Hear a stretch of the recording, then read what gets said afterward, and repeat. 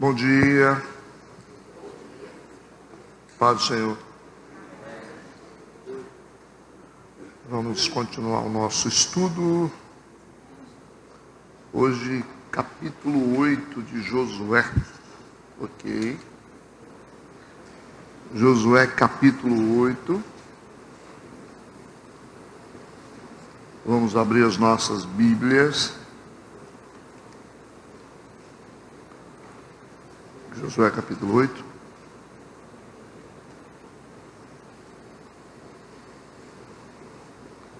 Para que vocês possam entender esse capítulo, nós vamos ter que voltar um pouco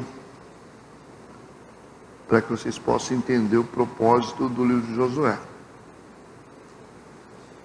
Qual é a tipologia que esse livro propõe, tá? A gente vai refalar de novo. Primeiro vamos orar.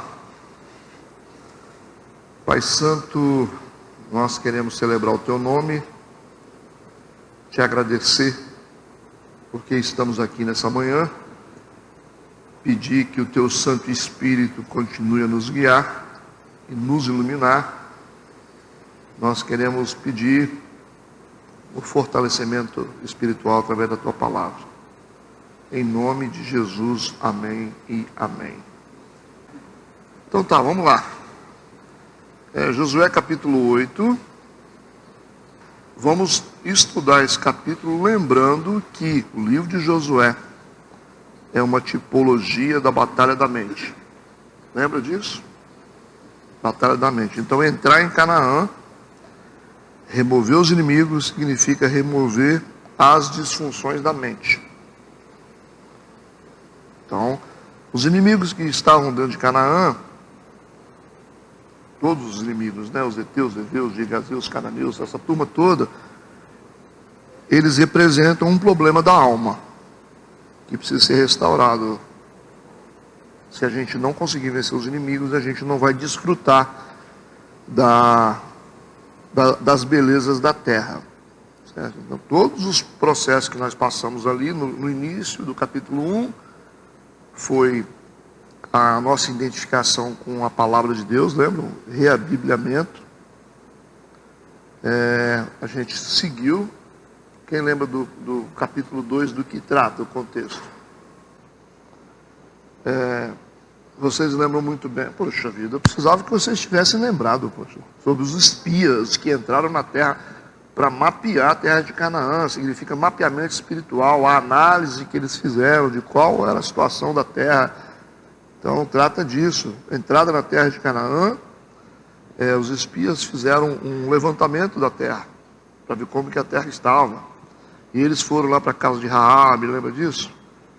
Que era uma disfunção na fortaleza, né? Quando fala de fortaleza, fala de mente também. E no capítulo 3 a gente teve a passagem do Jordão. Foi isso? Que significa o batismo de arrependimento, porque o Jordão foi o cenário que João Batista batizou as pessoas para o arrependimento. Então, passar pelas águas do Jordão significa passar por um batismo de arrependimento. Lembram disso? Depois, no capítulo 4, a gente falou sobre os altares construídos. Um altar construído no fundo do rio, outro altar construído do lado de fora do rio.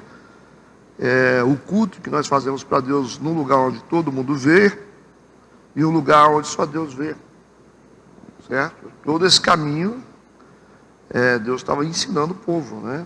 Depois nós tivemos no capítulo 5 a circuncisão, que foi aquela remoção da carne, né? Josué dando para o povo aquilo que os pais negaram, o ato da circuncisão, representando a paternidade, o povo entrar em Canaã. Já no capítulo 6 a gente teve lá a entrada, a derrubada das muralhas. Por fim, né, as muralhas de Jericó caíram, naquela mentalidade que eles deveriam adotar de vencedores. A cidade estava fortemente fechada por causa dos filhos de Israel. Vocês lembram disso? Que trata especificamente sobre a obediência. Por isso que Deus disse: vocês têm que rodear a cidade. Deu um monte de princípios. Então tinha a ver com a obediência.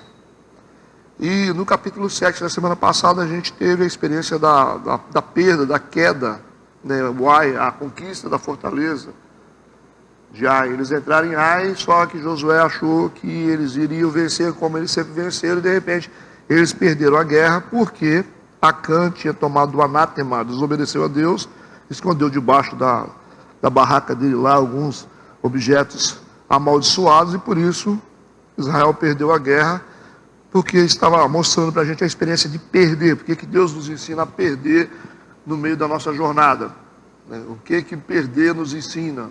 A dependência, a obediência, quais são as consequências da desobediência? E a gente está justamente dentro desse contexto ainda da derrota, do povo de Israel, e agora Deus vai acertar essa situação, porque descobriram o porquê que eles perderam a batalha, lembra?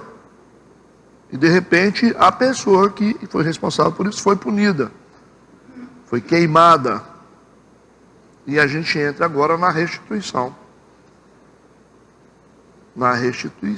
após o momento de perda, o momento de sofrimento, de derrota que eles tiveram. Como é que Deus faz para poder reerguer esse povo novamente da derrota? Então fala sobre os momentos que a gente passa, que a gente perde, que a gente sofre trauma, como eles foram traumatizados. Quando eles foram tentar vencer os soldados de Ai, eles voltaram derrotados.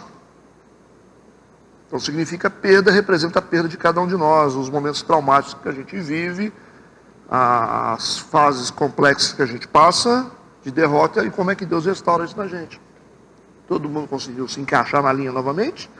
Eu tentei, né? Vamos lá.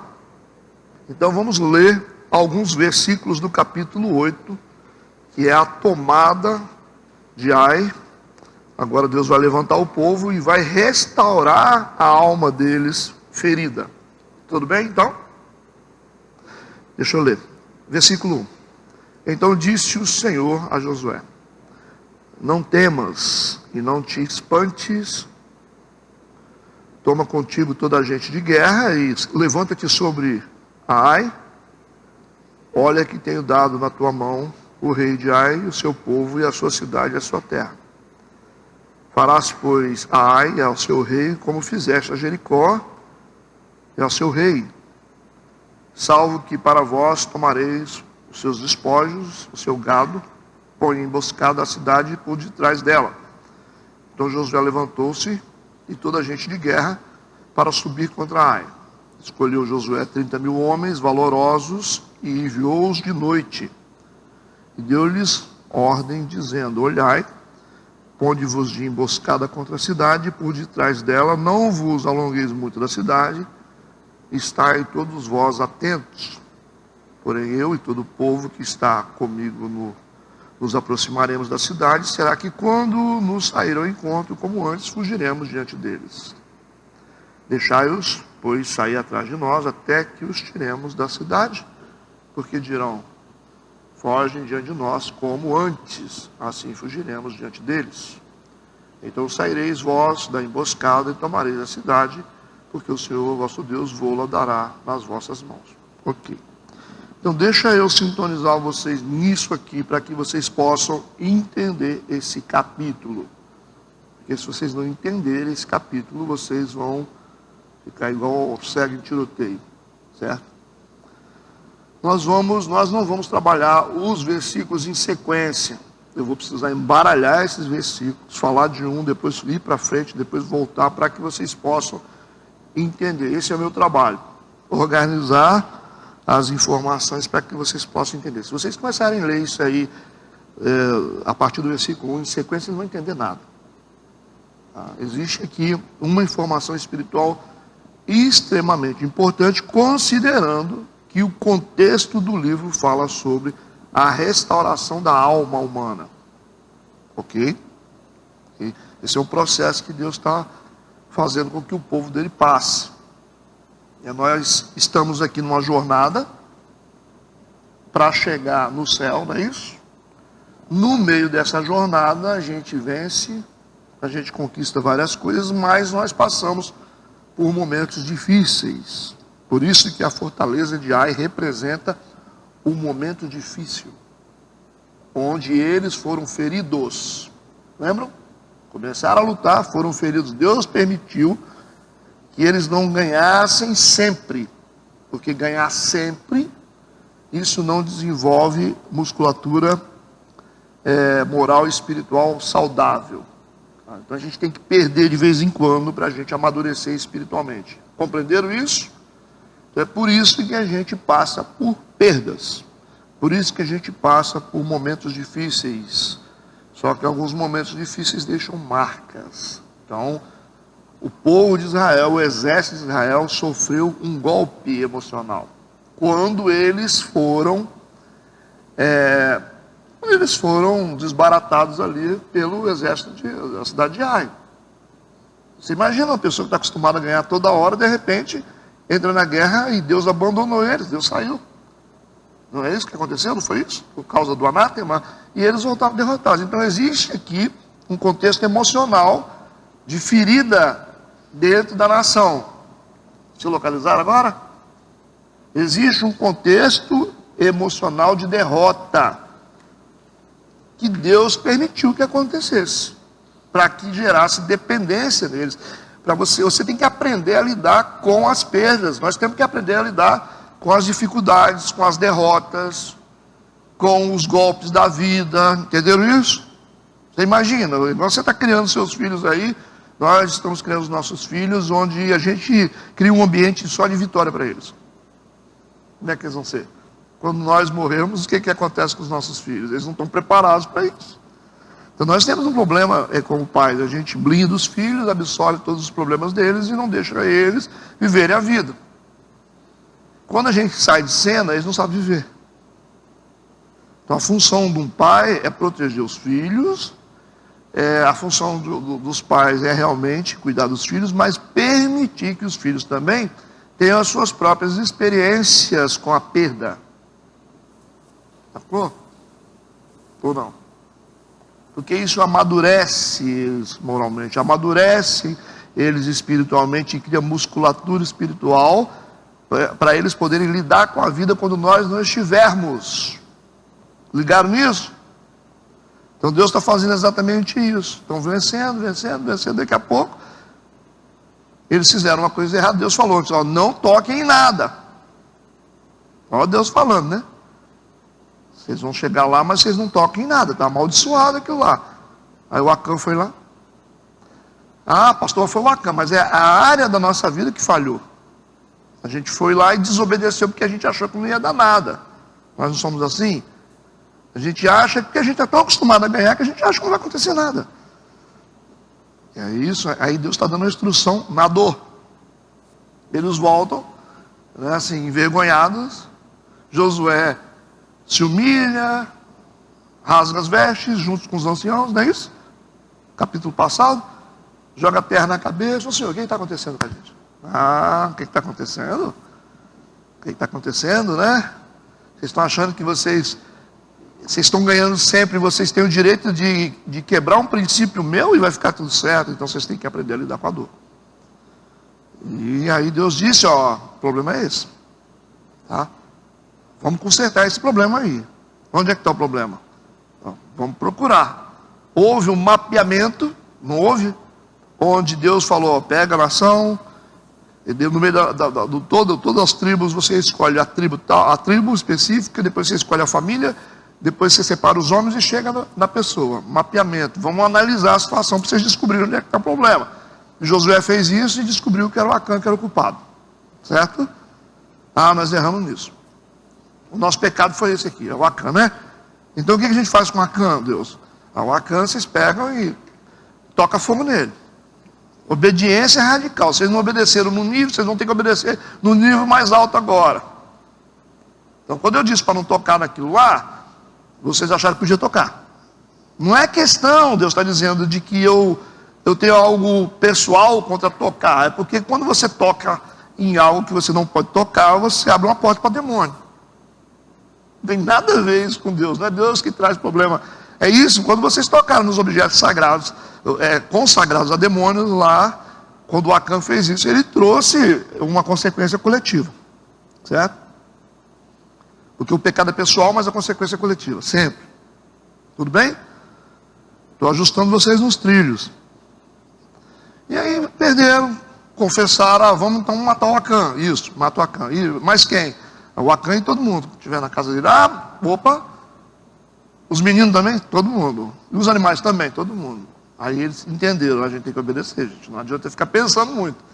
Aí pegaram o Acã, toda a família, pegaram lá os objetos que ele tinha, os animais, queimaram todo mundo e fizeram um montoado de pedras sobre eles lá, né? Enterraram todo mundo. Aí Deus falou, agora sim, vocês zeraram a conta de vocês, agora vamos restaurar. Entenderam isso? É esse ponto aqui que Deus vai restaurar essa nação que foi ferida pelos inimigos emocionalmente e que agora resolveu fazer a coisa certa. Então Deus vai levantá-los. Ok? Tudo bem? Entendido? Versículo 1. Então, né? Depois disso, que o Acã foi punido, nós zeramos a nossa conta com Deus, Deus falou, então vamos retomar então o nosso progresso novamente. Certo?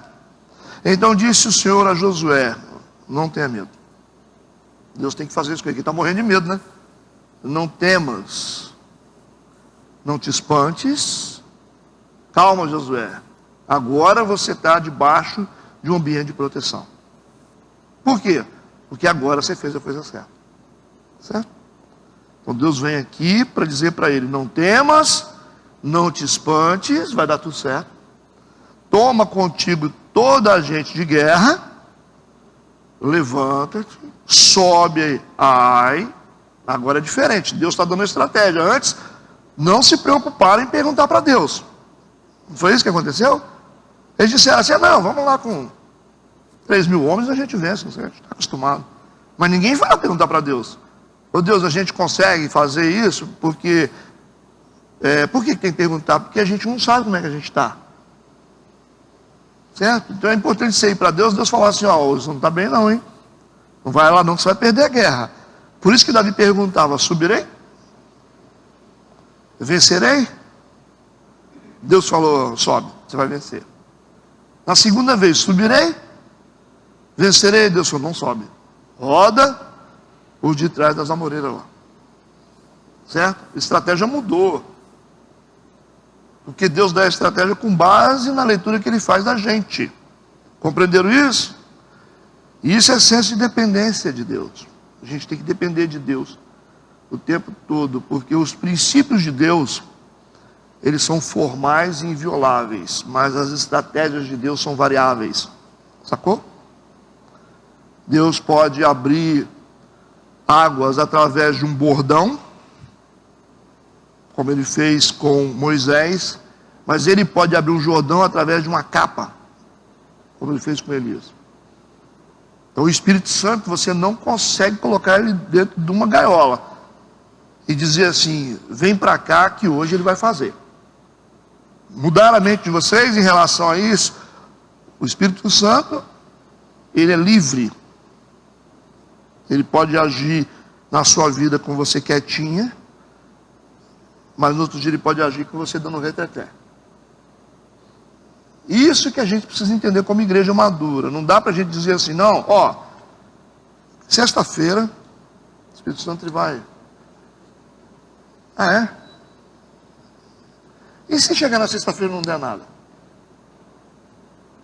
Mas o Espírito Santo faz o jeito que ele quer. Por que eu estou dizendo isso? Porque tem gente que acredita que pode formalizar o Espírito Santo numa direção só. Não vai fazer. Abrir a visão, Deus age do jeito que Ele quer, na hora que Ele quer. Os princípios de Deus são invioláveis e são formais. Agora, a estratégia variável, específica para um momento.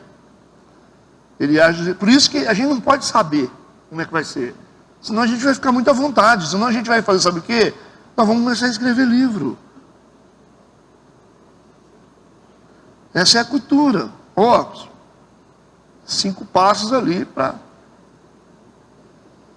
Que a gente quer formalizar mover do Espírito. A gente não formaliza mover, a gente formaliza o quê? Princípios espirituais. Salário do pecado, morte. Sim, princípio. Né? Aquele que confessa e deixa, alcança o quê? Misericórdia, princípio. Ninguém vai mudar isso. Agora, você não pode dizer assim, ó, levanta a mão 5 vezes que o Espírito Santo desce.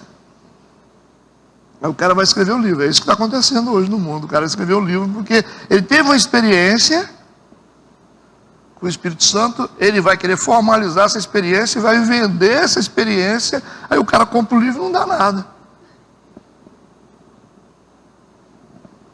Né? A gente tem que saber separar o que é princípio e o que é estratégia de Deus para cada coisa. Tem igreja que cresce com estratégia tal. Tem igreja que cresce com multiplicação de gente através de estratégias de crescimento e métodos. Mas tem igreja que cresce simplesmente com um profeta no púlpito. Ah, pastor, mas não cresce. Como que não cresce? O Billy Graham fazia como para poder juntar 30 mil pessoas? Ele tinha o método de células. Billy Graham curou quantas pessoas? Nenhuma. Só era evangelista. Só falava de Jesus e salvação. E juntava 30 mil pessoas. Cadê os pregadores de hoje que junta 30, 40 mil pessoas no estádio para falar só sobre salvação? Tá difícil, hein? Se não fizer um malabarismo lá para poder dizer, opa, eu vi isso, hein? Opa, olha o anjo aqui do meu lado. Não faz não para ver. Não faz, porque a coisa mudou, né? Entendeu o que eu estou falando? Então não tem que dizer, não, a minha igreja tem que copiar a minha igreja, porque não adianta, não adianta. O que Deus vai fazer através da sua vida é uma coisa, e faz da minha vida de outra forma. Cada Deus usa as pessoas do jeito que Ele quer. Então a minha estratégia talvez não vai funcionar na sua. Deus usa você desse jeito, fazer o quê? Entenderam isso? Então, por favor, Deus está dando aqui a estratégia e dizendo para eles, isso aqui é uma estratégia inteligente de Deus. Deus diz, não te espantes, toma contigo todo o pessoal de guerra. Não é só 3 mil igual vocês fizeram, não. Mudou. Levanta-te sobre Ai, olha que eu tenho dado na tua mão. Aí Deus está ensinando ele a ver novamente como ele fez no capítulo 6. Entreguei na tua mão o rei, o povo, a cidade e toda a terra. Josué, pega a visão de novo. Mentaliza o que eu estou te dizendo. Confia nisso.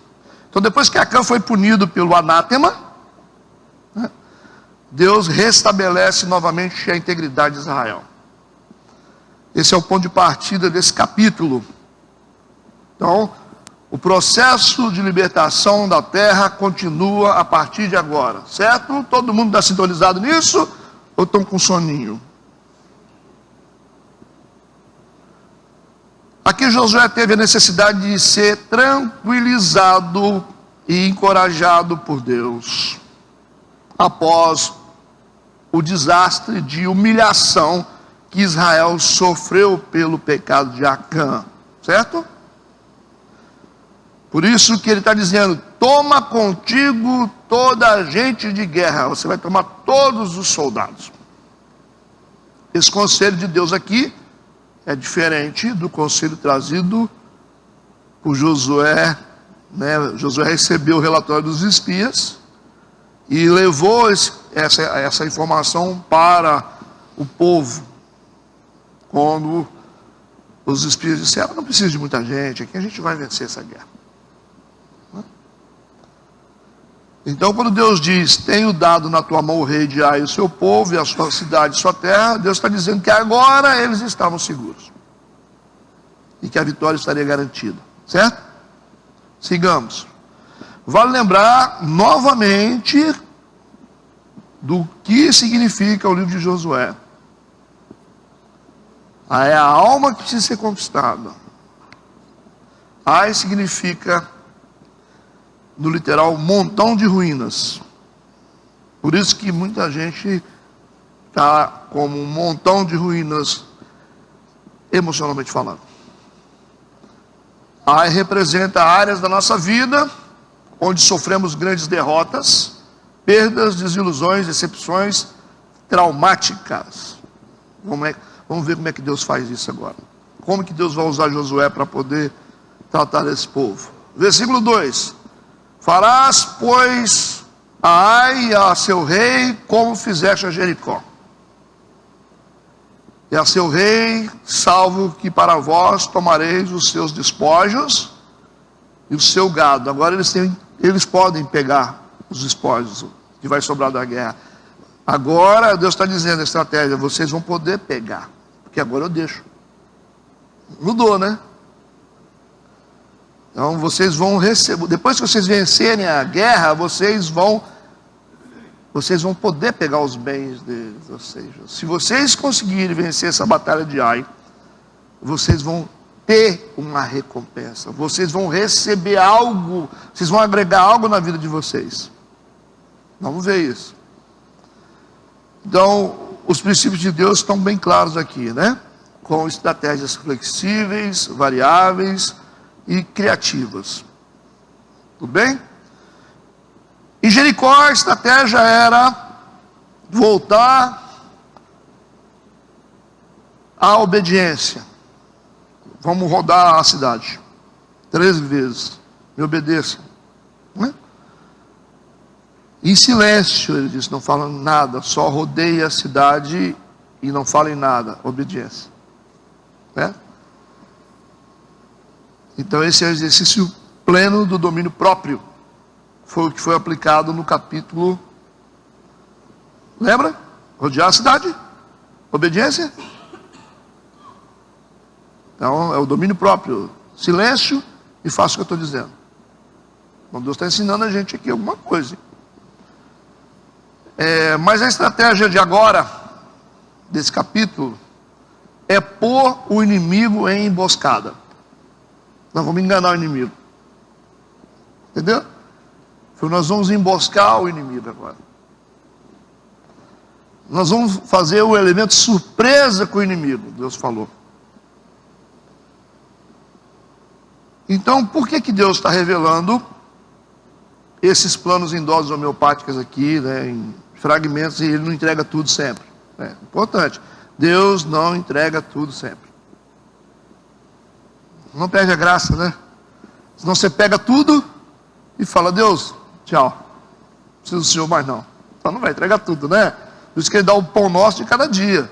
Se você quer comer pão fresco, você tem que voltar na padaria dele todo dia. Certo? Senão você vai pegar um caminhão de pão e vai falar assim, eu preciso de Deus para quê? Mas não tem pão para o resto da vida, não tem maná para o resto da vida, todo dia. Não adianta você querer guardar não, senão você vai ficar soberbo. Se você quer realmente se alimentar das coisas de Deus, você tem que ir todo dia diante dele. Tem que submeter a sua vida todo dia na presença dele. A estratégia de hoje é uma, de amanhã é outra. Isso é andar com Deus. Então, isso gera em nós dependência nele, certo? Eu não sei o que eu vou fazer amanhã, você sabe? Você sabe qual vai ser a pregação de hoje? Eu também não sei. Eu não sei ainda. Ah, pastor, você não tem assim umas 15 guardadas? Quem dera. Nem imagino o que eu vou pregar hoje. Nem sei. Não sei o que vai ser feito hoje. Não, você tem que ter assim, você tira um tempo para você catalogar pelo menos umas 20. Não funciona assim o mundo espiritual. Você tem que andar no passo do Espírito Santo. É aquele momento do Espírito Santo. O momento de ontem foi ontem, o de hoje é outro.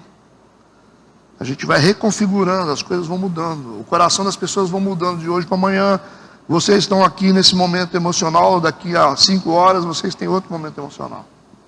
Vocês vão vivendo experiências diferentes, né? Então, Deus revelar as coisas em doses é interessante porque a gente acaba dependendo dele. Isso é bom. E outra coisa importante, porque os planos e as estratégias de Deus para as guerras espirituais só podem estar seguras na mente de Deus. Então nós estamos lidando com um ser muito inteligente que é Satanás. Então como que Deus poderia colocar os planos dele na nossa mente? Nossa mente é muito... não tem muita consistência, né? É melhor ficar no cofre da mente de Deus, porque se ficar na nossa, a gente entrega. É só apertar a gente. Rapidinho o diabo vai saber o que nós vamos fazer. Ou não? Então essa é uma guerra cósmica, que envolve inteligências em níveis superiores. Por isso que os planos espirituais, as estratégias, precisam estar contidos na mente de Deus e não na nossa. Por isso que não dá para o pastor Edmar, que vai ser o pastor Edmar, rapaz, ele ficou um cara assim, né? Aprendeu tudo de Deus e agora não tem essa, ninguém sabe nada. Por isso que Davi, a Bíblia diz que Davi ele serviu a Deus no seu tempo, no tempo dele, certo? As estratégias de Davi no tempo dele não servem para hoje. Pastor, eu vou fazer igualzinho, não adianta.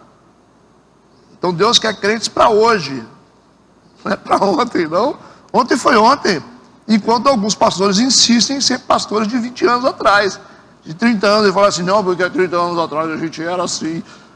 Mas quem tiver 30 anos atrás não vai nada. Pô. Você pega um garoto aí de 18 anos de idade que vai fazer muito mais do que o cara que tem 60 anos de igreja. Não interessa 60 anos de igreja.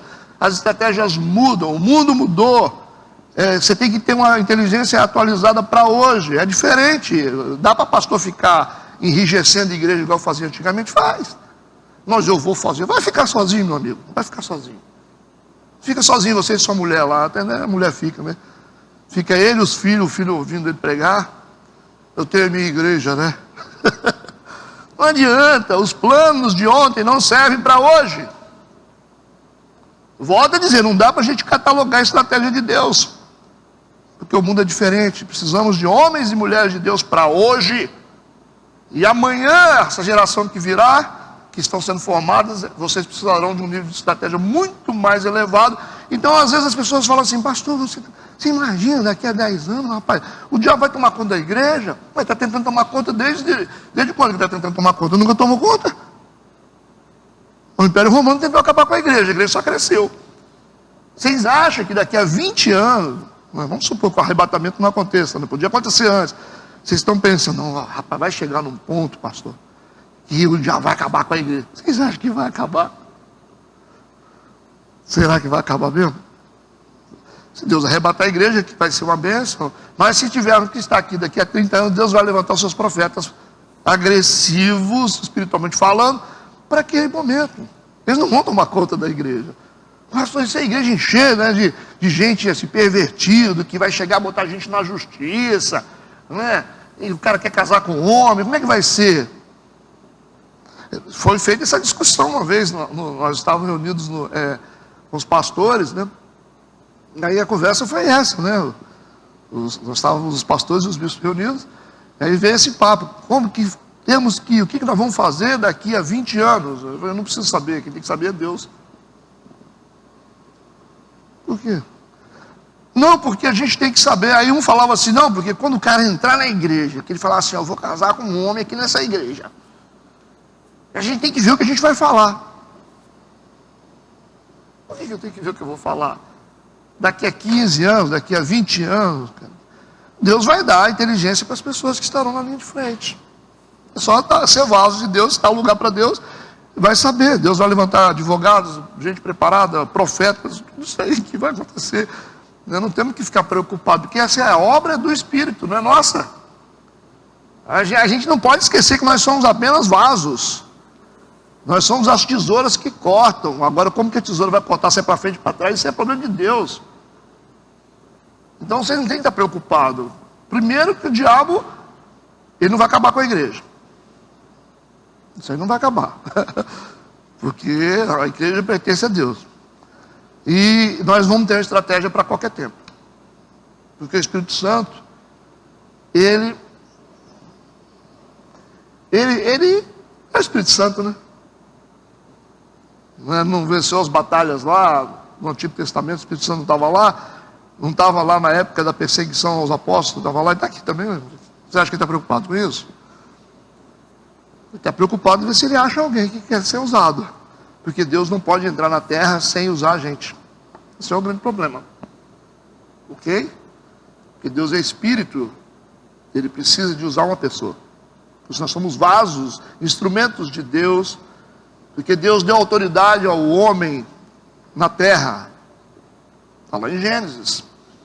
Porque se Deus entrar na terra sem autorização do homem, ele vai quebrar um princípio dele. Ele falou: tudo que está na terra pertence a vocês, eu dou autoridade para vocês sobre todas as coisas, sobre os peixes, tudo está sobre vocês. Por isso que ele usa os profetas, por isso que ele usa os homens e as mulheres de Deus, porque Deus é espírito. Deu para entender isso? Pastor, mas Deus é Deus, ele pode fazer o que ele quer. Pode, mas ele não fará, porque a palavra dele é maior do que ele. Ele não vai violar princípio. Por isso que quando ele entrou na terra, ele teve que entrar em forma de homem. Ele teve que entrar no corpo de uma mulher, em forma de um bebê, porque ele não pode entrar.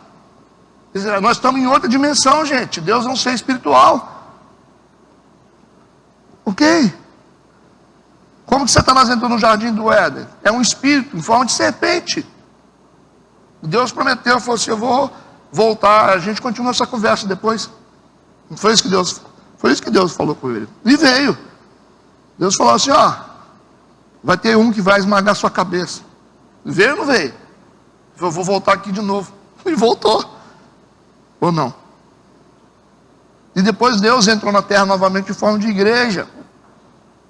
Em Pentecostes. Ele disse para os discípulos: fiquem em Jerusalém, até que do alto venha o revestimento. Foi: eu quero chegar na terra, mas fiquem reunidos, porque sem unidade não tem como entrar em vocês. Aí ele entrou em Pentecostes, inaugurou a igreja, e o Pedro saiu pregando, ganhando 3.000 almas, os discípulos curando. Quem estava fazendo aquilo? Atos dos apóstolos são atos do Espírito. Entenderam isso? É o Espírito em operação através de homens. É Atos dos apóstolos. Ou ficou difícil de entender isso? Hoje Deus está andando na terra como? Em forma de igreja. Por isso nós somos o corpo de Cristo. Deus está andando na terra em forma de igreja. E quando Deus sair da terra, Ele leva o povo dele. Porque Ele vai sair da terra.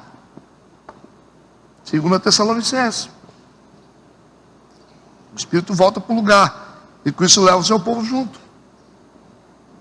Que a igreja sai da terra. O que é salvação? O que é salvação? Salvação é a capacidade de ter o Espírito dentro de si. Isso é salvação.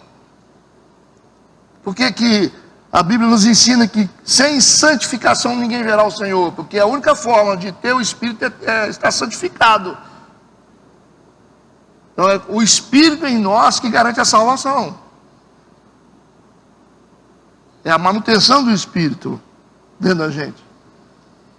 É o que nos identifica. Gente no Espírito. Essa é a essência que está dentro da gente, que vai nos levar à salvação. Aí, santificai-vos. Sem santidade ninguém verá o Senhor. Peraí, sem santidade ou sem cruz? Não, sem santidade ninguém verá. Porque a única forma do Espírito habitar em nós é através da santificação. Então o Espírito sai. Nunca deixe faltar óleo sobre a sua cabeça, não é isso? As virgens, lembra das 10 virgens? Uma quantidade, metade tinha azeite, outra não tinha. O que é azeite? É o Espírito. Puxa vida, todo mundo está entendendo o que eu estou falando? Vocês têm alguma dúvida sobre isso?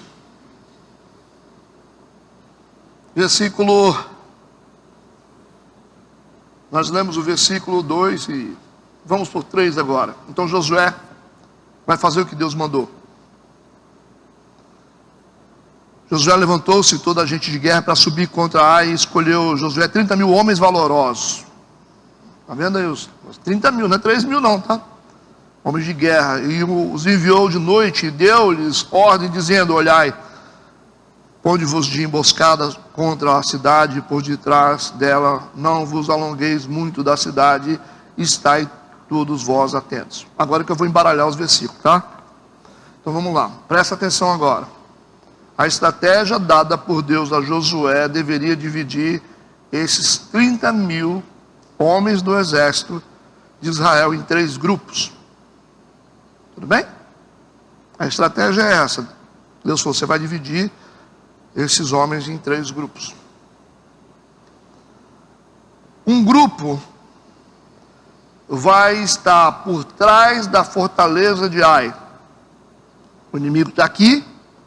Um grupo vai rodear por trás deles. Eu estou construindo a imagem para vocês, tá? Não estou tornando nada difícil, estou ajudando, hein? Então, primeiro grupo, você vai mandar rodear, vai ficar por trás da fortaleza de Ai.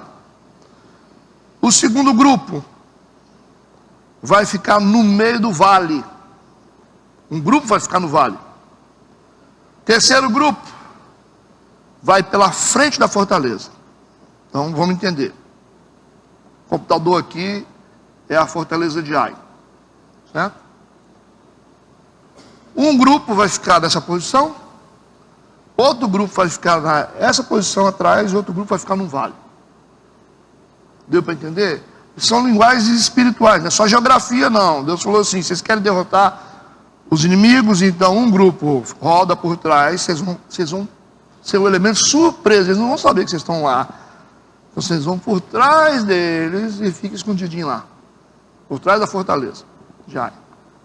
Enquanto isso, nós vamos pela frente. Um grupo pela frente. E o outro grupo fica parado lá no vale. Essas três imagens estão construídas na cabeça de vocês? Ou vocês precisam de ajuda? Então presta atenção nisso aqui que é importante. A gente chama essa estratégia de Deus de princípio de intercessão. Ok?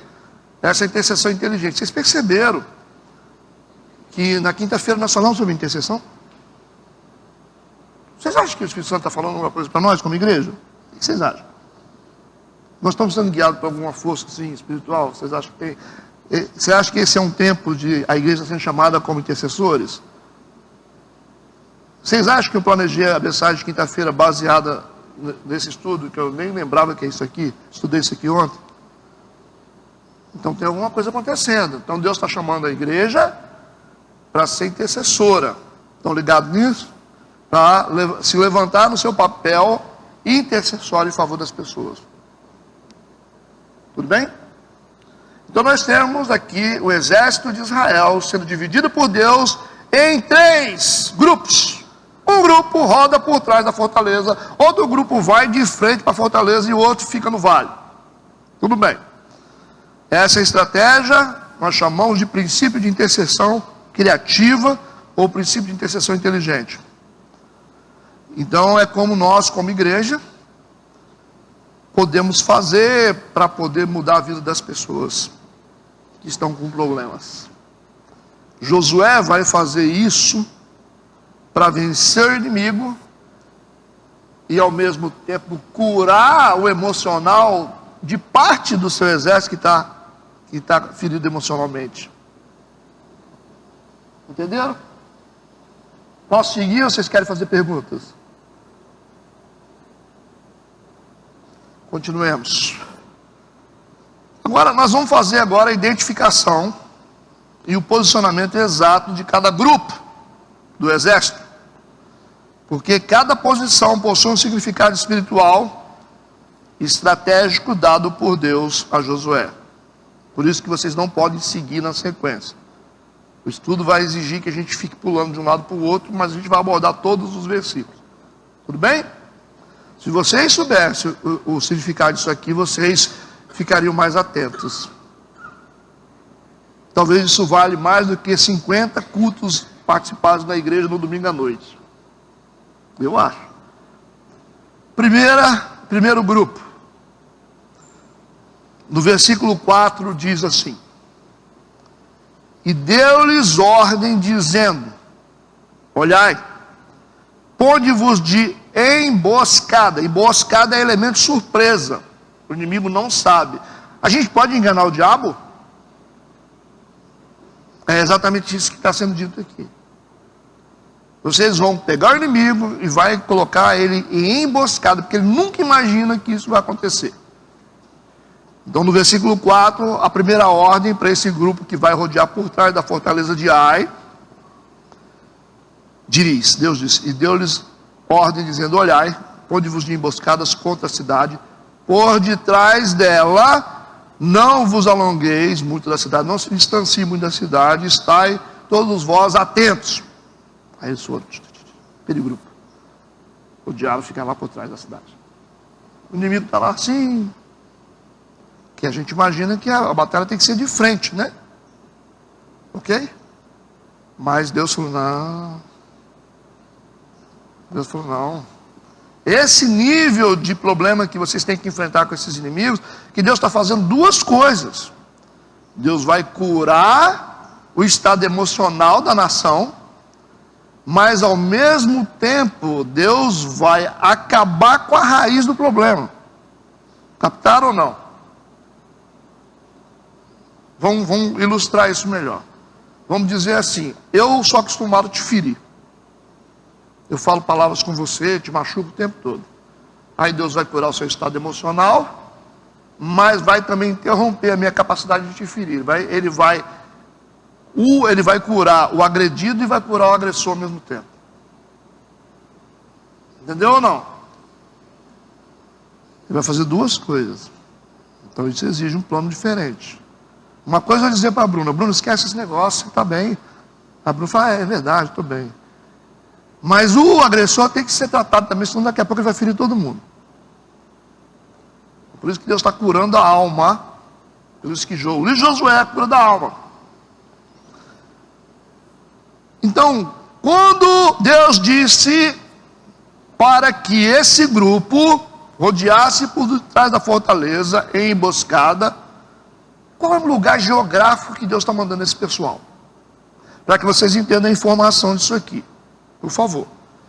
Vamos para o versículo 9, para a gente entender que lugar geográfico é esse que Deus está dizendo. Vocês vão rodear por trás da fortaleza, mas qual é a geografia desse lugar para a gente entender espiritualmente falando? Olha o versículo 9. Assim Josué os enviou e eles foram à emboscada. Porque essa palavra emboscada que está dizendo o lugar que eles têm que fazer. A estratégia de emboscada. Para pegar eles de surpresa. E ficaram entre... Ok? E ficaram entre... Está na Bíblia de vocês isso? E ficaram entre Ai, que é essa fortaleza que está aos inimigos, e Betel. Betel é um lugar sagrado. Betel significa casa de Deus. Betel significa lugar da restauração, lugar do altar. Por isso que Jacó disse assim, o Senhor estava aqui, eu não sabia. Lembra disso, quando ele chegou em Betel? Por isso que o lugar foi chamado casa de Deus. Então o que Deus está dizendo? Vocês, esse primeiro grupo, vai ficar entre Betel e Ai. Aí ele diz, ao ocidente de Ai, porém Josué passou aquela noite no meio do povo. Então Betel significa casa de Deus, lugar do altar, lugar da manifestação de Deus. Esse grupo de soldados representam a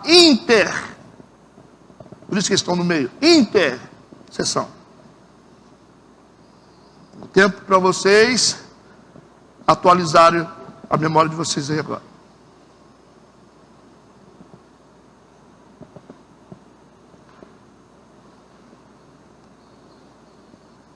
Resumindo, estratégia para poder curar os traumas da alma. Número 1, intercessão. Entenderam isso? Intercessão. Estratégia para curar a gente que foi ferido. Nós estamos resolvendo o problema dos que foram feridos, porque eles vão receber uma vitória, e nós vamos resolver o problema de quem feriu. Porque destruir a fortaleza de Ai são os feridores, e curar o povo de Israel são os feridos. Como é que a gente resolve isso? Primeiro grupo, Deus diz, vocês vão de emboscada por detrás. A gente vai para o versículo 9 e vai dizer a geografia exata. Vocês vão ficar entre Betel e Ai. Porque esses dois nomes, eles são antagônicos. Ai representa um lugar de ofensa. E Betel representa um lugar de Deus. Sacou? E onde é que eles vão ficar? No meio. Entre o lugar de Deus e entre esses ofensores. Eles vão ficar num ponto de intercessão. Quem não entendeu, pode falar. Eu sei que é mais difícil para quem não está acompanhando desde o início, né? Entendeu isso? Pastor Luiz, podemos seguir? Tudo bem, Davi? Tá ligado? Então, esse primeiro grupo que Deus estabeleceu, a posição é de intercessão. Então, se você quer mudar a vida de alguém que está ferido, você precisa pensar nessa palavra, intercessão. Você vai ter que orar pela pessoa. Você vai ter que lutar por essa pessoa. Você vai ter que ser uma ponte entre essa pessoa e Deus. Você vai ter que ser uma ponte entre Ai e Betel. Tudo bem? Quer livro de psicologia melhor do que a Bíblia? É melhor aprender com a Bíblia, né? Do que com Freud. Psicanalista, né? Então vamos seguir. A gente não pode pegar isso aqui e ficar vendendo, né? Não pode pegar isso aqui e ficar vendendo. As pessoas querem vender isso aqui, não pode, né? Isso aqui está de graça, né? É melhor do que qualquer palestra coach, ou não? Eu acho. Só a gente tirar tempo para estudar. Então vamos seguir, vamos ver se tem coisa boa aqui ainda. Esse grupo de soldados representa a intercessão, ok? Deixa eu seguir. Voltemos a lembrar que a cidade de Ai representa áreas da alma sofridas por grandes derrotas, perdas, desilusões, decepções traumáticas. E é isso que nós queremos tratar as pessoas. Então nós estamos fazendo o papel de Josué aqui. Então a intercessão é a primeira estratégia de Deus para curar isso. Por isso que Deus usou a expressão por eles em emboscada. Por quê? Que a intercessão ela é uma estratégia surpresa que coloca o inimigo na emboscada. Por quê? A intercessão sempre é uma estratégia que coloca o inimigo na emboscada. Porque Satanás, ele nunca imagina que ainda existem pessoas que se colocam no lugar das outras.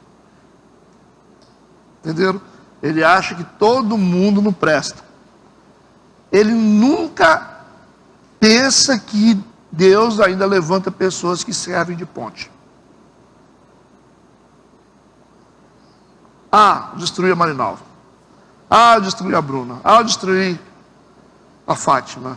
Beleza. Mas ele não imagina que alguém pode dizer assim, eu vou entrar na brecha por ela, eu vou ser uma ponte entre ela e Deus, eu vou ser o mediador entre ela e Deus. Porque essa é uma tarefa que não é qualquer pessoa que faz. Entenderam? Por isso que essa é a última coisa que o diabo pensa quando está diante de uma pessoa que ele derrotou. Ele não acha que alguém vai ser. Tem gente que não carrega ainda o coração de Deus, né? Por isso que é um elemento de surpresa sempre a intercessão. Sempre é um elemento de surpresa. Sempre é uma surpresa para o inferno quando alguém diz assim, deixa comigo. Eu vou lutar por essa pessoa e vou pagar o preço por ela. Porque normalmente a gente paga o preço pela gente mesmo. Cada um está tomando conta da sua própria vida, não é isso? Pastor, já tem problema demais, deixa eu cuidar da minha vida.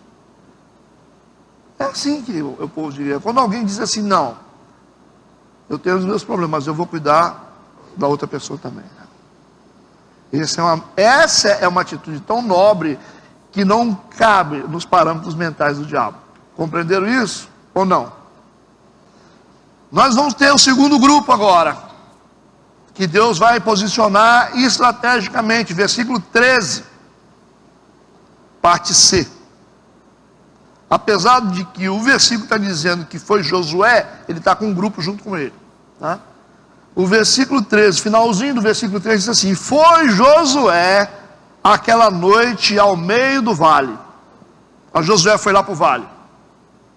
É outro lugar, outra geografia importantíssima, né?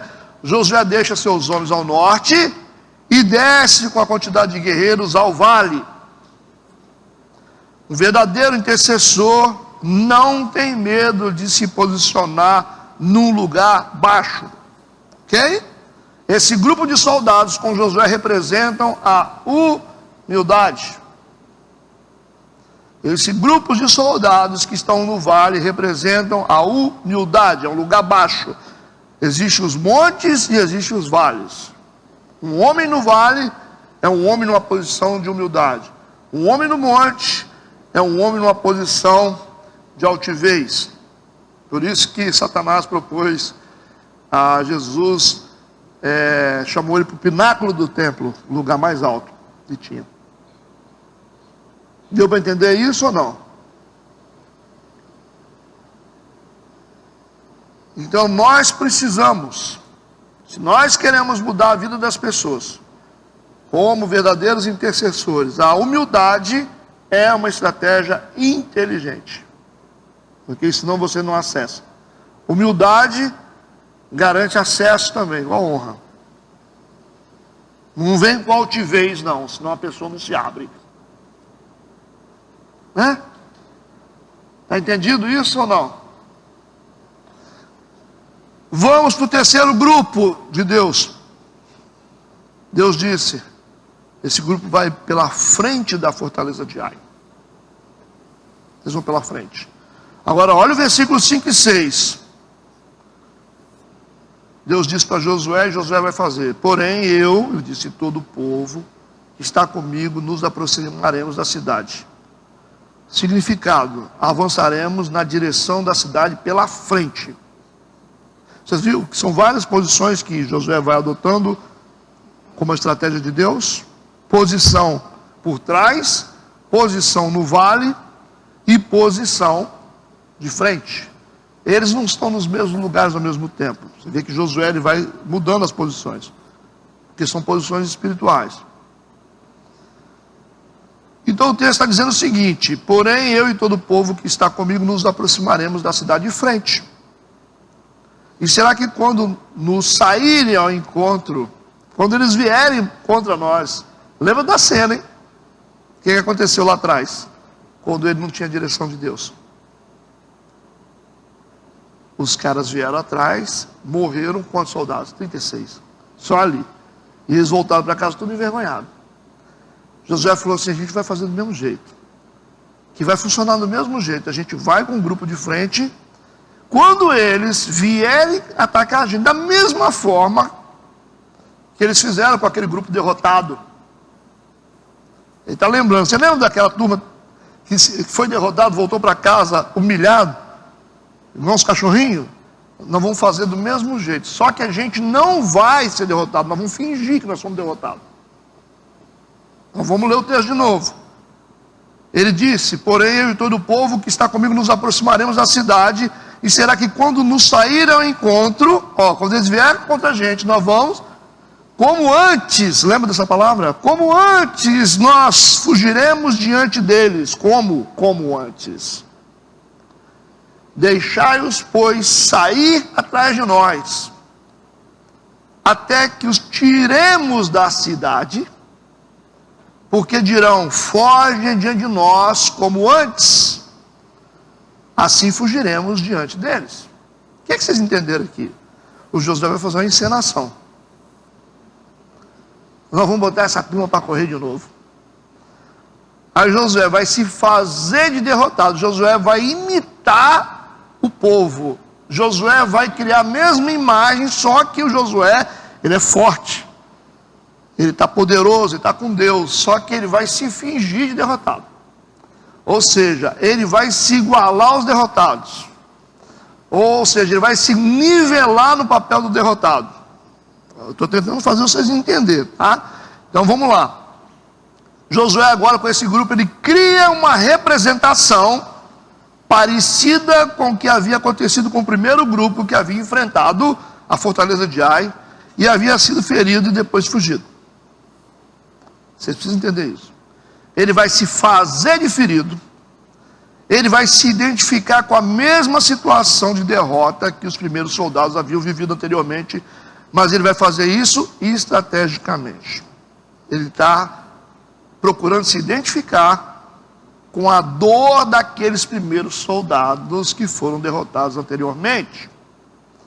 Quando o intercessor se nivela e se identifica com a pessoa, a fortaleza do trauma da pessoa é liberada, ou seja, ela é esvaziada.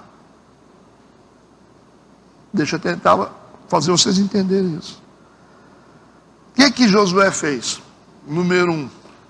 Primeira coisa que ele fez, o primeiro grupo. Rodeou por trás, estrategicamente, e ficou no meio entre Ai e Betel. Intercessão. Josué foi para o vale. Humildade. Agora Josué vai de frente. E agora ele vai assumir o papel, ele vai se nivelar. Deixa eu fazer um exemplo de novo. Renato tem um problema. Sabe como é que eu consigo ajudar o Renato? Quando eu me coloco no lugar do Renato. Isso é identificação. Eu tenho que descer no nível dele. Como é que Paulo salvou aquele cara que caiu, o Eutico, lá de cima? A Bíblia diz que ele se abaixou, ele desceu os degraus, é só uma tipologia, do prédio onde o Eutico caiu da janela. Ele foi descendo, do terceiro andar. Depois de descer, ele se inclinou ao rapaz e curou o rapaz. Isso é uma figura de linguagem, isso. Então, isso é estratégia de intercessor. Número 1, intercessão. Número 2, humildade para ter acesso. Número 3, identificação. Eu preciso me nivelar, me colocar no lugar da pessoa. Eu preciso sentir o que a pessoa sente para me poder ajudar, senão eu não ajudo. Certo? É isso que você faz quando você está lá consultando uma pessoa, você senta, você procura ouvir a pessoa, sentir o que a pessoa sente, se colocar no lugar dela, ter empatia da pessoa para poder ajudar a pessoa, não é isso? Por que Jesus chorou junto com os irmãos lá, porque o Lázaro tinha morrido, as duas irmãs? A capacidade de se colocar no lugar. Deus precisa chorar. Que quem cura tem que se nivelar. Quem cura tem que ter empatia. Quem cura se coloca no lugar da pessoa, porque senão você não cura, você fica condenando. Eu não estou dizendo que se você quer tratar uma pessoa tem que ser doente, mas nós temos aqui o Josué forte, e ele foi tão forte que ele disse assim: eu vou fazer de conta que eu estou fugindo, eu vou fazer de conta que eu estou ferido, eu vou fazer de conta que eu estou correndo. E ele fez isso, a mesma coisa. Como isso? Aí o inimigo falou assim: então aí, estou do mesmo jeito que a gente, aí estou do mesmo jeito do outro grupo, todo medroso, está vendo, correndo também. Aí quando Josué sai, o exército inteiro sai de dentro da fortaleza, esvazia e deixa todo mundo vulnerável dentro da fortaleza. Entenderam isso? Então é o esvaziamento do trauma, é o esvaziamento da dor, é o esvaziamento daquilo que provoca a dor. Por isso que eles estão destruindo a fortaleza. E quando o exército sai, os que estão atrás vão e dominam tudo, toca fogo em tudo. Quem entendeu? Deu para entender? Tem gente que fala que deu para entender, mas não entendeu nada. Está tudo bem? Então nós temos que esvaziar esse negócio. Vamos ver se esse livro de Josué é poderoso mesmo? Vamos ver se esse negócio continua na mesma batida? Vamos lá. Então, vocês viram a identificação que Josué fez com quem sofreu? Eu não vou fazer uma abertura para você falar, porque a gente não vai ter tempo, né? Mas você percebeu, né? Então nós temos aqui o esvaziamento da fortaleza. Porque os soldados opressores que feriram o grupo de Israel, eles saíram, eles não estão mais na fortaleza. A fortaleza protege eles. Então ela foi esvaziada, meu amigo. E agora o exército de Israel vai entrar, os que estão por trás vão botar fogo em tudo. Eles vão ficar como? Eles vão se proteger aonde agora? Não tem mais. Versículo 16 e 17. Presta atenção. Por isso, todo o povo que estava na cidade foi convocado para o seguir. E seguiram a Josué e foram afastados da cidade. E nenhum só homem ficou em Ai. Prestou atenção? Porque o que protegia esse exército de Ai, o opressor, era a fortaleza deles, é a cidade que protegia. Por isso que eles faziam o que eles queriam. Se eles não têm mais fortaleza, se eles saem da fortaleza, eles estão vulneráveis, a gente pode matar eles. Percebe isso?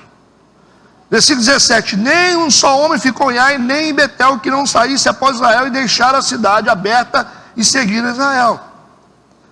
Esse grupo de soldados representam essa identificação de se colocar no lugar. Tá bom? Está entendido? Espero que vocês tenham entendido até agora. Vamos para o versículo 18. Então o Senhor disse a Josué: estende a lança que tens na tua mão para Ai, o que a darei na tua mão. Josué estendeu a lança que estava na sua mão para a cidade. Deus disse assim: Josué, eles saíram de dentro da cidade. A cidade está vazia. Vocês que estão por trás agora invadem e tocam fogo em tudo. Eles são valentes lá dentro. Agora fora da fortaleza a gente acaba com tudo. Então esse é o significado da liberação da mente, gente. É a cura total da coisa. Vamos entender, ao mesmo tempo que Deus vai levantar a dignidade daqueles que foram feridos, Ele vai curar a raiz dos problemas. Então esse versículo aqui, o versículo 18, é interessante, que Deus disse assim: agora Josué, pega a sua lança. Ele pega a lança. É uma coisa, agora não é simplesmente uma ideia, uma estratégia. Deus está dizendo: pega a lança na sua mão. Essa é uma atitude. Deus está dizendo: você aponta essa lança para o lado de Ai. Aí ele pegou, apontou para o lado de Ai. Porque Deus falou: agora a intercessão não vai ser só no campo espiritual. Agora a intercessão precisa ser prática. Você vai ter que tomar atitude agora. Entenderam isso? Agora a liberação tem que ser prática. Não vai ficar só no campo teórico. Não vai ficar só no campo espiritual. Agora você vai ter que fazer coisas para poder liberar. Vamos lá, hein? Então qual é o significado? A intercessão prática aqui, representada por essa lança, que ele vai ter que matar os inimigos agora, entendeu? Representado pela lança, representa o golpe. Esse golpe da lança significa a intercessão prática.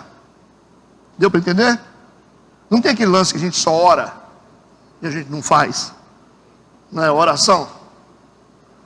A gente fala assim: eu estou lutando pelo irmão. Tá, mas o que você está fazendo? Eu estou orando. Não, só orar não, você tem que... Então a intercessão, ela vai muito mais do que isso. Cara, eu vou buscar o cara lá na casa dele para poder vir na igreja, que ele não tem carro. É uma forma prática de intercessão. Não pode ficar só no campo da teoria, certo? Oração.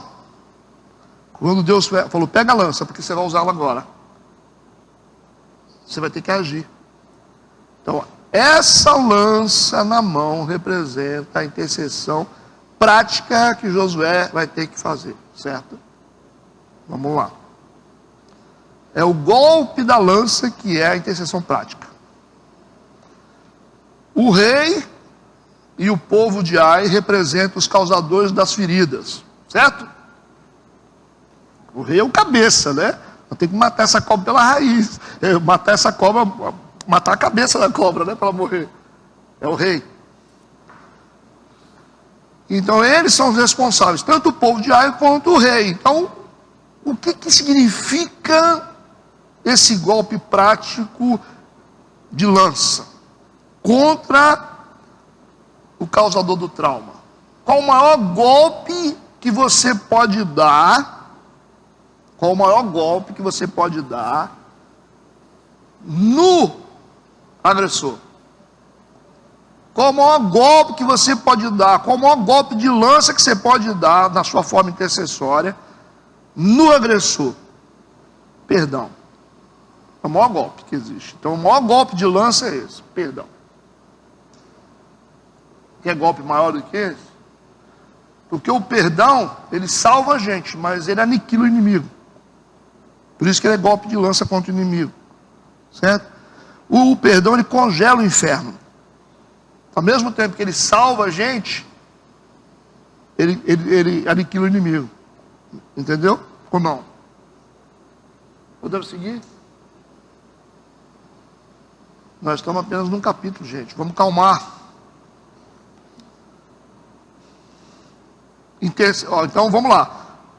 Perdão funciona como um golpe prático de lança contra o agressor, o causador do trauma.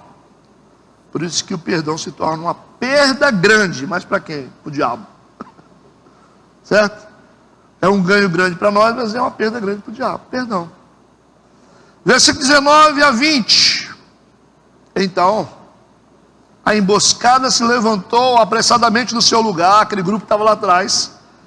Estendendo ele a sua mão, correram e entraram na cidade, e a tomaram, e apressando-se puseram fogo na cidade. Puseram fogo na cidade. Escutem. E virando-se os homens de Ai para trás, olharam, e eis que a fumaça da cidade subiu ao céu, e não puderam fugir nem para uma parte nem para outra, porque o povo que fugia para o deserto se tornou contra os que os seguiam. Eles estão vulneráveis no deserto e a cidade deles vai ser destruída. Então esse fogo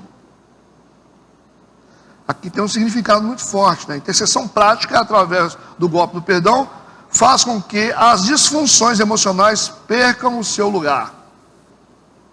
Por favor, você viu que os inimigos agora já não têm mais lugar, porque eles tocaram fogo. Então, imagina a sua mente que você dá lugar para sentimentos ruins, para pensamentos ruins. Entendeu? Não tem mais um lugar na sua mente que dê, uma área na sua mente que dê lugar para pensamentos ruins, do que foi destruído. Por isso que o inimigo não tem mais para onde voltar. Porque a ferida, ela vai ser cauterizada pelo fogo. Entenderam? Não tem como voltar mais. Eles vão voltar para onde? Então, quando você libera o perdão, é como se você tocasse fogo na ferida. E o fogo, ele fecha. Né? E o diabo se alimenta de ferida. Se não tem ferida, ele vai fazer o quê? Ele não tem lugar para ele explorar mais. É igual o urubu sem carniça. Vamos ver. Não adianta. Então, o demônio é efeito colateral de disfunção. Se você tem áreas sujas, ele vem. Se você tem áreas feridas, ele vem. Se não tem ferida, não tem como. Você viu que o pastor de ovelhas, ele derrama óleo na cabeça da ovelha, por quê? Para as moscas não ficar voando. Porque como a ovelha ela não consegue se espantar, ela começa a ficar perturbada, entra num estado de ansiedade e morre. A ovelha é assim. Aí o pastor tem que colocar óleo na cabeça dela, unge na minha cabeça com óleo, e aí as moscas não vêm. Tem ovelha que morre só de ansiedade, não consegue lidar com aquilo. Compreenderam? Sigamos. Nós temos a ferida cauterizada pelo fogo, e agora nós não temos mais a estrutura da fortaleza de Ai para os inimigos voltarem. Não tem onde ficar agora, não tem onde se proteger mais. A gente botou para fora, meu amigo. Nós curamos a nossa mente, nós cauterizamos as nossas feridas. O diabo não tem como mais estar num lugar para poder nos atacar. Se vocês não entenderem, vocês assistem de novo depois, tá? Versículo 21 e 22. E vendo Josué e todo Israel que a emboscada tomara a cidade, e que a fumaça da cidade subia, voltaram e feriram os homens de Ai. Também aqueles da cidade lhes saíram ao encontro, e assim ficaram no meio dos israelitas, uns de uma e outros de outra parte, e feriram-nos até que nenhum deles sobreviveu nem escapou. Acabaram com tudo. Então o exército de Ai destruído no vale é a tipologia do sofisma, das crenças irracionais que conspiravam contra a libertação do trauma. Depois da ferida cauterizada, a memória está curada. Tudo bem? Eu sei que é um negócio complexo, mas é isso aí. Sigamos, versículo 23. Porém, ao rei de Ai tomaram vivo e o trouxeram a Josué. O rei é o cabeça. Trouxeram a Josué. A gente vai ver o desdobramento mais na frente, tá? Vamos pular esse versículo. Versículo 24. E sucedeu que, acabando os israelitas de matar todos os moradores de Ai, no campo, no deserto, onde os tinham seguido, e havendo todos caído a fio de espada, até serem consumidos, todo Israel se tornou a Ai, e a feriu ao fio de espada, e todos os que caíram aquele dia, assim homens como mulheres, foram 12.000, todos os moradores de Ai, porque Josué não retirou a sua mão. Vamos lá. Não retirou a sua mão, que estendera com a lança até destruir totalmente a todos os moradores de Ai. Então, o que significa a lança? A lança é o golpe prático. Lembra? Representa o perdão. A Bíblia diz que o Josué não retirou a sua mão, que estenderam com a lança. Ele ficou o tempo todo com a lança trabalhando. Então esse versículo fala de uma profunda transformação pela renovação da mente, onde a gente persiste em constantemente lutar contra essas memórias do trauma, da perda e da derrota. A gente tem que estar numa atitude constante de não aceitar isso nunca mais na nossa vida. Isso significa você manter a sua lança de pé e com o coração sempre disposto a perdoar. Entende? É necessário persistir na posição e direção tomada pela intercessão, até que todas as memórias dolorosas, principalmente aquelas que funcionavam como gatilhos, sejam plenamente desarmadas. Tudo foi destruído. Então, às vezes acontece um negócio que a gente lembra do problema, às vezes acontece, entendeu? Aqui é uma coisa completa que está acontecendo aqui. Por isso a persistência de Josué, de manter aquela... Então, quando você cria uma disposição no seu coração de não guardar mais nada ruim, de liberar as pessoas, você consegue apagar tudo quanto é memória. O diabo ele não tem como ter acesso. Versículo 27. Então somente os israelitas tomaram para si o gado, os despojos da cidade, conforme a palavra do Senhor que tinha ordenado a Josué. Então toda batalha traumática curada carrega lições, são os despojos da guerra. Entendeu? Eles não foram feridos. E agora eles não venceram. Então qual o resultado de quando você é ferido e você vence a ferida? Você tem resultados. Você tem despojos, você vai receber benefício disso. Por isso que aparece aqui, Deus falou, agora vocês podem pegar tudo que eles têm. Tiver de vocês. Então, quando você, por isso que a batalha é tão importante para a gente, porque quando a gente vence, a gente cresce mais. A gente se capitaliza mais. Toda vez que você tem um problema, que você vence esse problema, você se capitaliza muito mais. Você ganha mais força para poder seguir adiante. Não é assim, não é quando você vai na academia, você não pega um peso de, sei lá, 30 quilos, você fala, não aguento 30 quilos, aí exercita, daqui a pouco pega 30 quilos. E no outro dia você está pegando 40 quilos, no outro dia você está pegando 50 quilos, no outro dia você está pegando 80 quilos, no outro dia você está pegando 90 quilos. Você fala, como assim? Você caminha, sei lá, 1 quilômetro, está com a língua para fora. No outro dia, 1,5, no outro dia 3, 4, 5, 6, 7... Então, essa é a técnica de superação. Lembra que Deus fez com Israel rodeando a cidade? Você rodeia uma vez. E eles iam rodeando todo dia, até que no 7º dia eles estavam fortemente preparados. É isso, gente. Então, todo obstáculo vencido gera um negócio bom dentro da gente. Você fica assim. Você fala, poxa, o cara me feriu, mas eu estou aqui, né? Você fica imbatível, meu amigo. Você não se deixa abalar mais, você fala, não entra aqui mais não. Só entra o que você deixa. Deixou. Aí quando começa a falar, você fala com a minha mãozinha aqui, ó. Sim.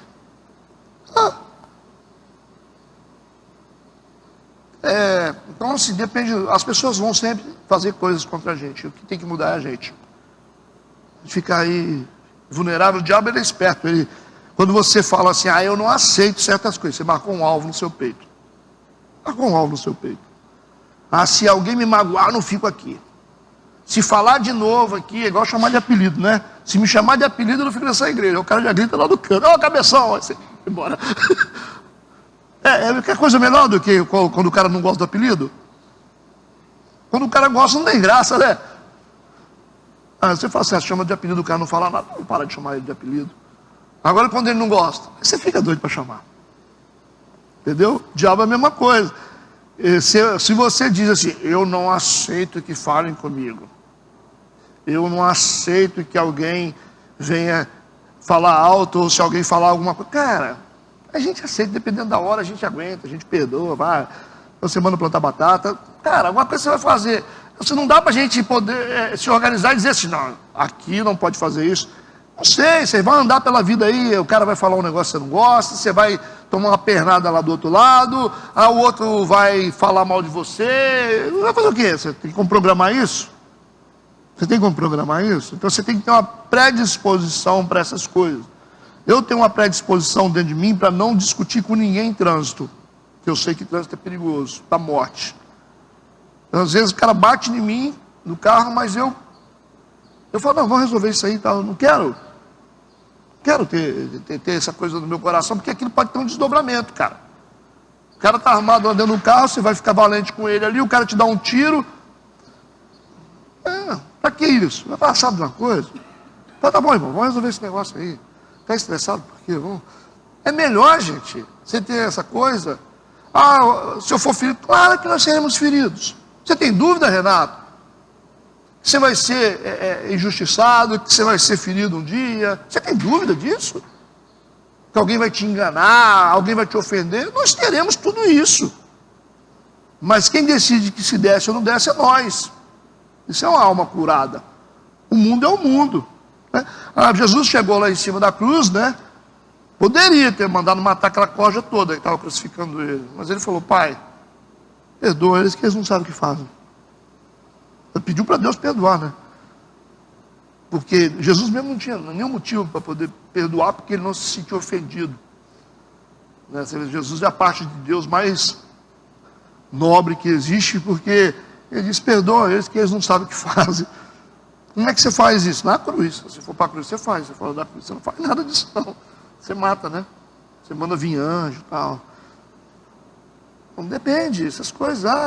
Cara, meu funcionário lá. Cara, isso vai acontecer 1 milhão de vezes. Pastor, vai chegar gente na igreja aqui que vai te dar problema. Pode acontecer. Eu já falo assim, pessoal, vocês que são da liderança, vocês já formam um muro de proteção e falam assim, daqui você não passa. Pronto, acabou. Quem tem que se blindar aqui são as lideranças. Porque se passar por você já era. Então você está na posição, você é pastor, você está na outra posição, você é pastor, outro está lá, diácono. Cara, que funciona assim. Não precisa chegar em mim essas coisas. Você já sabe a cultura da igreja. Agora, se eu ficar preocupado, então a gente fortalece as nossas estruturas. Vai vir todo tipo de gente para essa igreja. Tem gente que entra aqui que eu nunca vi na minha vida. Não sei o que é isso aí. Tanta gente, né, irmão? Mas vão vir. Gente boa, gente ruim, gente que não presta, gente querendo acabar com a igreja. Mas quem é que tem que se preparar? Nós que temos que nos preparar. Não. O diabo é o mesmo, ele não vai mudar, não. Ele vai ser sempre o mesmo. Agora, saber se ele tem acesso à sua vida, é você que decide. Essa é a lição, né? Então a gente percebeu que agora eles podem pegar os despojos. Por quê? Porque é uma batalha traumática que foi vencida, foi curada.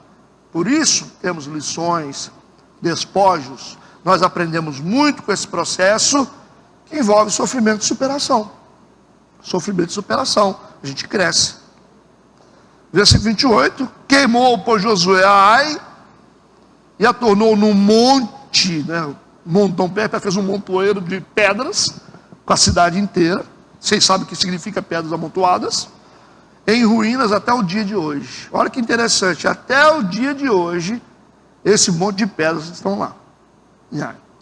Então, transformar a fortaleza de Ai num monte de ruínas, a gente pode interpretar como transformar a vitória sobre o trauma como uma lembrança permanente de trauma superado. Quer coisa melhor do que isso? Né? Deve ser transformado em um memorial, uma lembrança construtiva. Né? Ajuda a gente a nunca mais incorrer no mesmo problema. Igual você tem uma cicatriz aqui no braço, você fala assim, você olha para a cicatriz, você pode rir. No dia doeu, não doeu? Mas você fala, tá vendo aqui, ó. Rapaz, eu não posso ficar subindo em muro, não, ó. Você vai falar rindo. Então, cura é você olhar para a cicatriz e fazer piada com ela. Fala, o cara me roubou, me roubou aí, há 10 anos atrás, me roubou 5 mil reais. E daí? Hoje eu estou com 20 milhões na minha conta, eu estou nem aí para 5 mil reais. Né? Então, é assim, fulano me largou, aí adulterou, me traiu, fugiu com outro cara. E você, hoje eu estou casado, graças a Deus, né? estou bem casado demais. Então assim, é você olhar para a ferida que fizeram em você como algo cicatrizado. Você morre de rir, conta piada. No dia você chorou, igual um maluco, né? Quem é que não tem cicatriz aqui? O pessoal das antigas tem, né? Esse é um problema, né? Os novos não têm quase nada de cicatriz. Isso que torna a geração de vocês mais vulnerável. Ou não? Você não tem cicatriz. Aquele menino desse, você olha, você não tem uma cicatriz no corpo. Nunca pulou de muro, nunca andou de carne de rolimã, nunca tomou pedrada na cabeça, cascudo no meio da rua. Agora os mais velhos, se procurar, vai ter.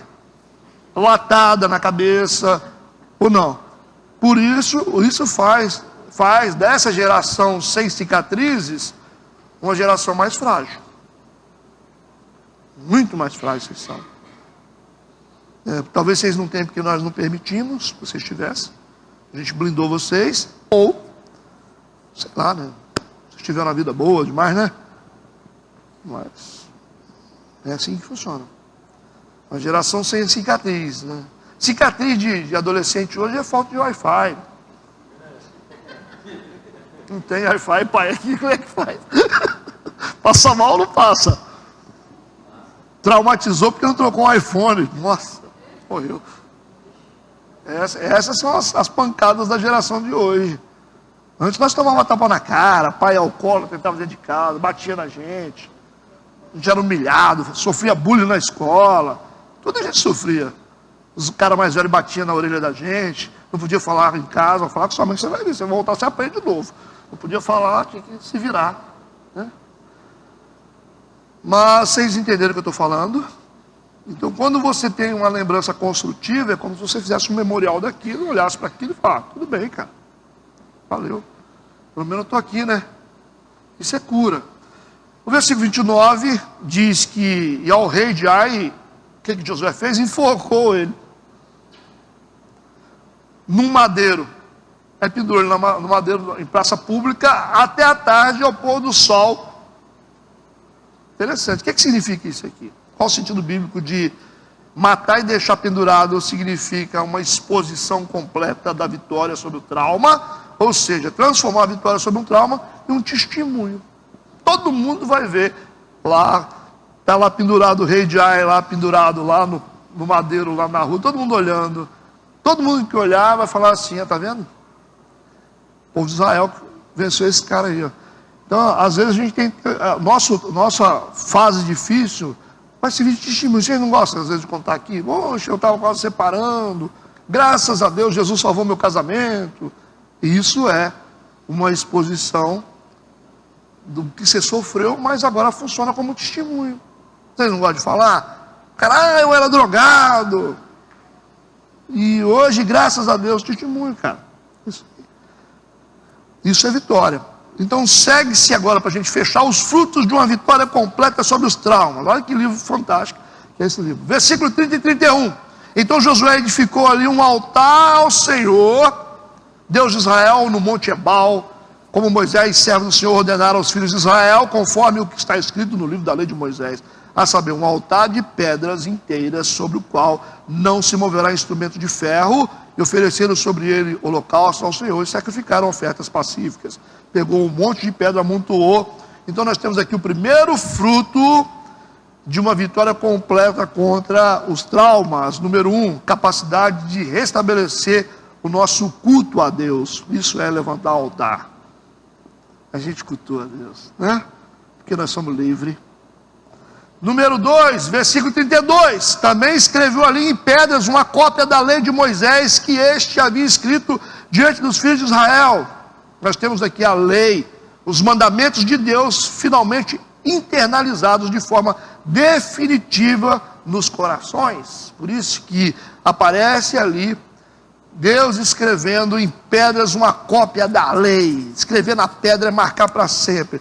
Realmente agora, depois de superar as fases difíceis, nós temos a lei de Deus gravada no nosso coração. Agora a gente aprendeu. Versículo 33, e todo Israel com seus anciões, os seus príncipes, os seus juízes, estavam de um e de outro lado da arca perante os sacerdotes levitas, que levavam a arca da aliança do Senhor, assim estrangeiros como naturais, metade deles em frente do monte Gerizim, e outra metade em frente do monte Ebal, como Moisés, servo do Senhor, ordenara para abençoar primeiramente o povo de Israel. Terceiro fruto de um trauma realmente curado, capacidade de ter unidade mesmo em meio às diferenças. Nós temos aqui anciões, príncipes, sacerdotes, estrangeiros, um monte de gente diferente se reunindo no mesmo lugar para serem abençoados. Tá certo? Só quem é curado consegue entender o princípio da unidade, consegue viver com diferença. Versículo 34 e 35. E depois leu em alta voz todas as palavras da lei, a bênção e a maldição, conforme tudo que está escrito no livro da lei. Palavra nenhuma houve de tudo que Moisés ordenara que Josué não lesse perante toda a congregação de Israel, e as mulheres, os meninos, os estrangeiros que andavam no meio deles. Então eles leram a lei de Deus, especificando quais eram as bênçãos e quais eram as maldições. Todo o povo, inclusive as crianças e os estrangeiros. Nós temos aqui outro fruto, que é a conscientização das responsabilidades espirituais. A gente sabe exatamente o que dá certo e o que não dá certo na vida. Entenderam isso? Nós fechamos aqui. E quando você tiver tempo, você lê com mais tranquilidade. É um capítulo muito complexo, mas espero que vocês tenham entendido as informações contidas nele, que estão além do que vocês estão lendo. Tudo bem? Relaxemos. Vamos orar. Deus Santo, nós te agradecemos por esse tempo tão precioso na tua casa. Nos leve em paz, guardados e abençoados pelo teu poder. Que tenhamos um grande culto nesta noite, debaixo da unção do teu Santo Espírito. Amém e amém.